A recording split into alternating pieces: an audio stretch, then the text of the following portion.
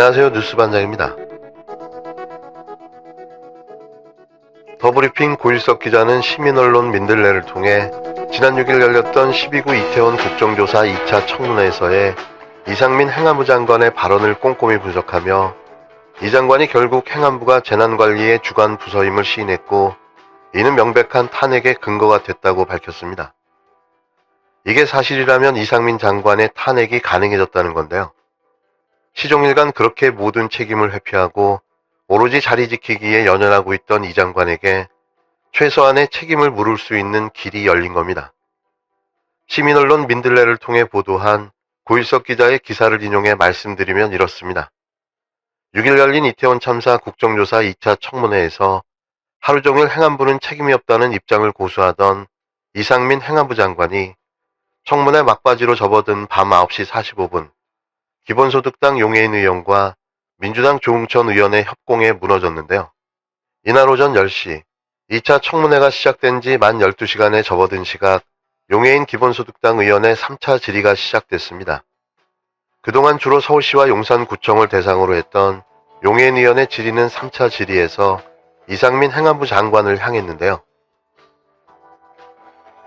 네, 이상민 증인. 재난안전법과 위기관리 매뉴얼의 존재 이유가 뭐죠? 빠르게 답변해 주시겠어요? 제 시간이 가고 재난이 발생했을 때 가장 효과적으로 대응할 수 있도록 그간의 신속한 재난 대응을 위해 존재하는 거죠. 말씀하신 것처럼. 재난 발생 시에 장관이 임의적으로 판단해서 대응할 게 아니라 절차와 시스템을 지켜가면서 재난 대응을 하자라는 취지인 겁니다. 신속한 재난 대응을 위해서. 그런데요, 증인이 참사 당시 이 법도 매뉴얼도 다 위반했습니다. 제가 이거를 지금부터 설명을 해드릴게요. 그 사실관계만 확인할 테니 예, 아니오로 좀 짧게 답변을 해주십시오.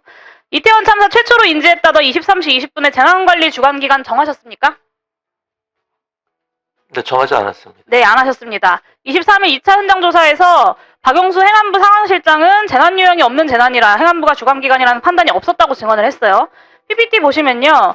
그 재난안전법 시행령에 따르면 재난 유형이 없는 경우에 행안부 장관이 관정 사무를 기준으로 재난관리 주관기관을 정하도록 되어 있습니다. 이거 시행령 안 지키신 거 맞죠? 행안부가 그래서 네, 아니오로 대답해 주세요. 네, 안 지키신 거 맞죠? 아니, 행안부가 주관기관이 된 거라니까요. 안 지킨 게 아니라. 그거 언제 정하셨는데요? 아까 안 정하셨다면서요? 아, 그렇게 말씀은 안 되는데. 네, 바로 정한 거죠. 바로 정했다고요? 아까 안 정하셨다면서요? 그리고 그 23일 현장조사에서 박용수 상황실장도 그렇게 얘기했어요. 그거 판단 못했다고. 그럼 둘 중에 한 분은 거짓말을 하고 계시는 거네요? 그것이 아니라 41개 재난 유형에 포함되지 않았기 때문에 이제 그렇게 아마 얘기를 했을 겁니다. 그러니까 안 정했다는 거잖아요. 정했기 때문에 저희가 중대본을 구성한 겁니다. 없을 때. 그러면 재난관리 주관기관 장으로서 위기경보 발령하셨습니까? 위기 발령이요? 위기경보 발령하셨습니까? 중대본 구성을 한 거죠. 그게 바로. 위기경보 발령 안 하셨죠.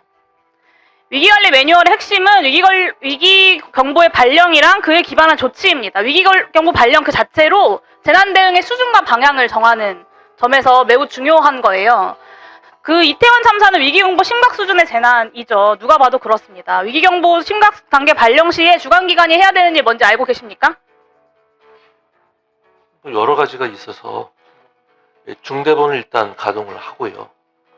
네. 그다음에 필요한 여러 가지 현장 상황만을 파견한다든지 네. 여러 가지 조치가 네, 유관기관 협조체제 유지하고 중대본 등 범정부적 대책기구 운영할 책무, 그리고 피해자 가족 연락체계 구축할 책무가 있습니다. 그런데 보건복지부 장관한테도 연락 안 하고 중대본은 총각을 다투는 문제가 아니다. 당시에 중요한 게 아니었다라고 밀어두고 유가족 연락처는 오늘까지도 유가족 명단을 갖고 있지는 않다라고 오전에 이야기하셨어요. 위기관리 매뉴얼 다 위반하신 겁니다. 저는 그렇게 생각하진 않습니다. 자꾸 변명하시는데요. 제가 말씀드리는 게 이상민 증인이 직접 점검 각종 위기관리 매뉴얼에 톱없이 적혀있는 내용이고요. 이태원 참사 유관기관 위기관리 매뉴얼 10종이라고 행정안전부에서 저희 의원실에 제출한 내용들에 다 똑같이 나와 있는 내용들입니다. 이상민 장관의 발언에 용해인 의원과 야당 의원석에서는 실소가 쏟아졌습니다. 재난 총책임자로서의 책임을 물어 즉각 사퇴를 요구하는 야당 의원들의 계속되는 요구에 하루 종일 이태원 참사 당시 재난관리의 책임은 재난관리법상 소방서가 맡게 되어 있는 긴급 통제단장이 있다며 행안부는 책임이 없고 해야 할 일을 다 했다고 강변하고 있었던 이상민 장관이었는데요. 하지만 용의원의 질의에 재난관리 주관기관을 정하지 않았다고 답변했던 그가 불과 1분도 지나지 않아 바로 말을 뒤집고 재난관리 주관기관을 정했고 행안부가 재난관리 주관기관이라고 시인하고 나섰기 때문인데요. 그러나 이것은 시인을 했다기보다는 행안부가 재난관리 주관기관을 정하지 않아 시행령을 위반했다는 용해인위원의 지적을 피하기 위해 순간적으로 둘러댄 겁니다. 이상민 장관은 중대본 구성이 재난관리 주관기관이 해야 할 일의 전부라고 생각했던 것으로 보여지는데요. 그러나 스스로 행안부로 정해졌다고 시인한 재난관리 주관기관의 책임은 그가 생각했던 것보다 훨씬 크고 무거웠습니다. 그러나 이상민 장관은 저는 그렇게 생각하지 않습니다. 제가 할 수 있는 건 다 했다고 생각을 합니다라고 발뺌을 이어갔는데요. 이어진 민주당 조응천 의원의 계속되는 질의는 이상민 장관의 발뺌에 쐐기를 박았는데요.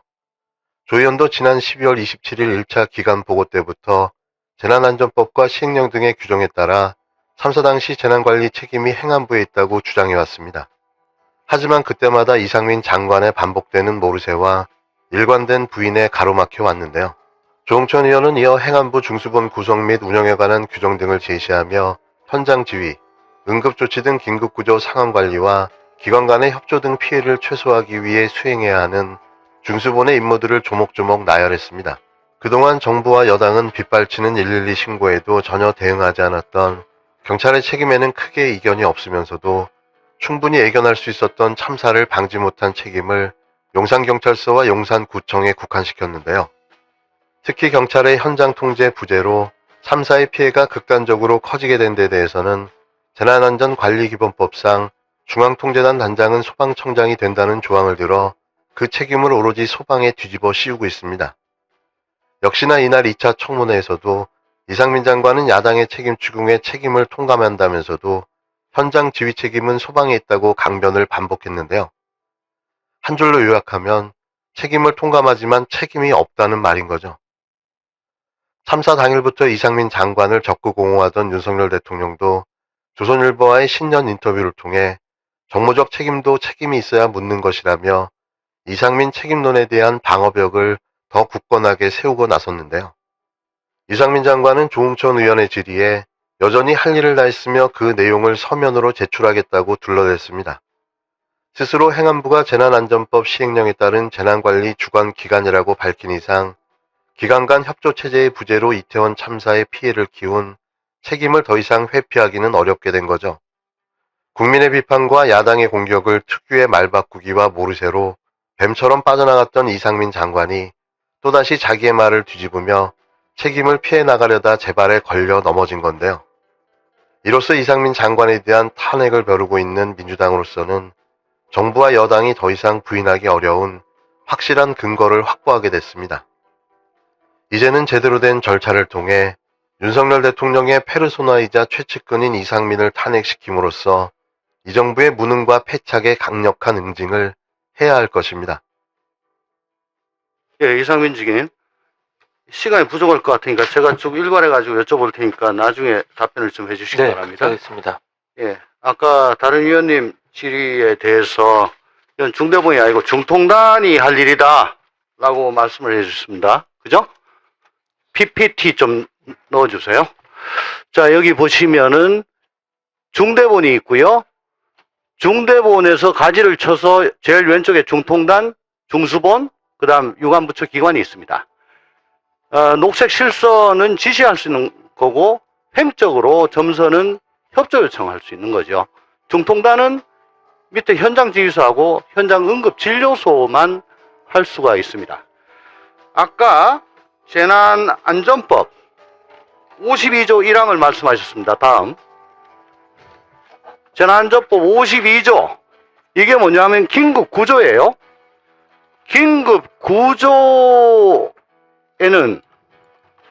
긴급구조에는 물론 중통단장이 합니다. 근데 1항 단서를 보세요. 치안활동과 관련된 사항은 경찰장과 협의를 하게 되어 있습니다. 지시를 못해요. 협의를 합니다. 그리고 이 현장에서 하는 게 긴급 구조만 있습니까? 아니죠. 지휘도 해야 되고요. 응급 의료도 해야 되고요. 여러 가지 기능이 있죠. 긴급 구조만 말씀을 하시는 겁니다. 결국 치안 활동과 관련된 사항에 대해서 남아영 소방청장 직무대리가 중통단장 자격으로 경찰에 8번 경력을 요청했고 최태영 소방본부장이 10번 경력을 요청했으나 오지 않았습니다. 그 결과 어떻게 됐냐? 다음. 이게 장관께서, 정인께서 인지하신 시각, 현장 오시고 현장 떠난 시각 사이에 소방이나 DMET에서 현장 통제가 안 되고 교통 통제가 안 돼서 못 들어간다. 진입 못했다. 이러면 철수한다. 어디로 가면 될까요? 아비규환인 상태였습니다.